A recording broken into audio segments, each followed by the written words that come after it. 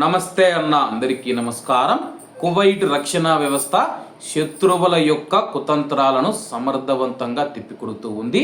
ఈరోజు ఉదయం కువైట్ గగనతలంలోకి ప్రవేశించిన పలు ఇరాన్ వాయు లక్ష్యాలను కువైట్ ఎయిర్ డిఫెన్స్ ఫోర్సు విజయవంతంగా అడ్డుకున్నట్లు రక్షణ మంత్రిత్వ శాఖ అధికార ప్రతినిధి ప్రకటించారు. కువైట్ దేశంలోని దక్షిణ ప్రాంతంలో ఈ ఆపరేషన్ నిర్వహించినట్లు అధికారులు తెలిపారు. రాడార్ల ద్వారా ఇరాన్ యొక్క కదలికలను ముందే పసిగట్టిన రక్షణ దళాలు అవి లక్ష్యాన్ని చేరుకోకముందే గగనతలంలోనే అడ్డుకొని ధ్వంసం చేశాయి. ఈ ఎదురుదాడిలో ఎవరికీ ఎటువంటి గాయాలు కాలేదు, ఆస్తి నష్టం కూడా జరగలేదని రక్షణ శాఖ ధృవీకరించింది. దేశ సరిహద్దులను ప్రజల భద్రతను కాపాడటంలో తాము పూర్తి సన్నద్ధతో ఉన్నామని చెప్పి మంత్రిత్వ శాఖ స్పష్టం చేసింది.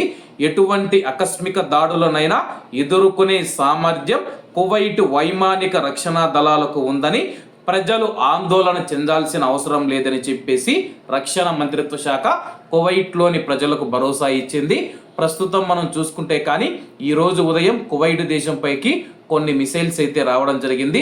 వాటిని కువైట్ ఆర్మీ మనం చూసుకుంటే కానీ గాల్లోనే పేల్చివేయడం జరిగింది. కాబట్టి ఎవరు భయపడవలసిన అవసరం లేదు.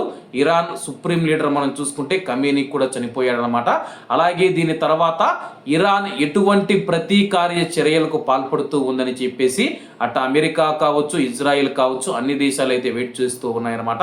మరి ఇరాన్ ఏ విధంగా స్పందిస్తుందో వేచి చూడాలంటే కానీ ఒక 24 గంటలు గడిస్తే కానీ చెప్పలేమన్నమాట. కాబట్టి కువైట్లో ఉన్న మన భారతీయులు ఎవరైతే ఉన్నారో అధికారిక కథనాల ద్వారా వచ్చే సమాచారాన్ని మాత్రమే నమ్మండి.